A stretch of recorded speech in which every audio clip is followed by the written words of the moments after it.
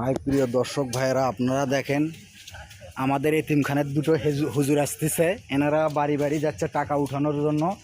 যাদের বাচ্চা আছে, যারা এতিম বাচ্চা আছে, তারা রাখতে পারতেছে না, তারা এতিম বাচ্চাদেরকে নিয়ে যায় তাদের এতিমখানায় তারা রাখে। ভরণ পোষণের দায়িত্ব তাদের।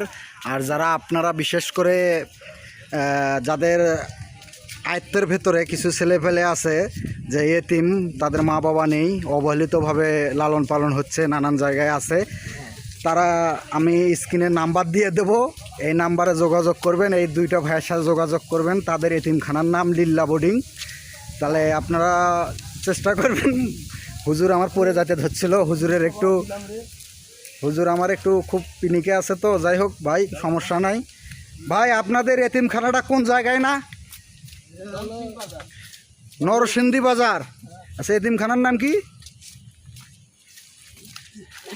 তারা খালি পিছলেই পড়ে, তাদের শক্তি কম। তারা আজকে সারাদিনই এরকম করতেছে, শুধু নামাজের সময় বসেছিল। তাছাড়া তারা মানুষের উপকারের জন্য আল্লাহর পথে বের হচ্ছে।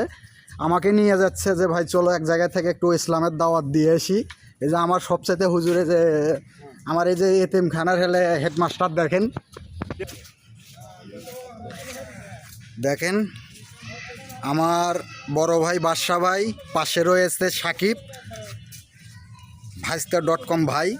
আমাদের মধ্যে সব কিছুই চলে এখানে। সম্পর্ক মেলা প্রকার আছে, সমস্যা নাই, তাতে কোনো দুঃখ নাই। আমরা ঘুরতে যাচ্ছি এক জায়গায়, আপনারা সব সময় আমাদেরকে সাপোর্ট করবেন। এই যে আমার বাদশা ভাই অত্যন্ত ভালো একটা ভদ্রলোক, কিন্তু মনটা ভালো কিন্তু চরিত্রটা একটু খারাপ। তারপরে কত সুন্দর দৃশ্য, অটো গাড়ি, এরকম মনোরম পরিবেশের দৃশ্য আপনারা কোথাও দেখেছেন কি না আমি জানি না। যদি আপনারা কেউ এরকম মনোরম দৃশ্য না দেখে থাকেন, তাহলে আপনারা যোগাযোগ করেন আমার সঙ্গে। আমার বাসার পাশে এরকম একটা রাস্তা এবং জঙ্গল আছে, আপনাদের এখানে দাওয়াত রইল, আপনারা এসে দেখবেন কত সুন্দর।